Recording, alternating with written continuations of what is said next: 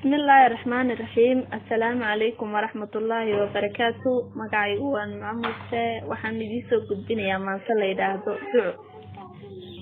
Maansadaas oo ka hadlaysa qabyaalada iyo dhibaatadeeda. Waxayna leedahay Duco.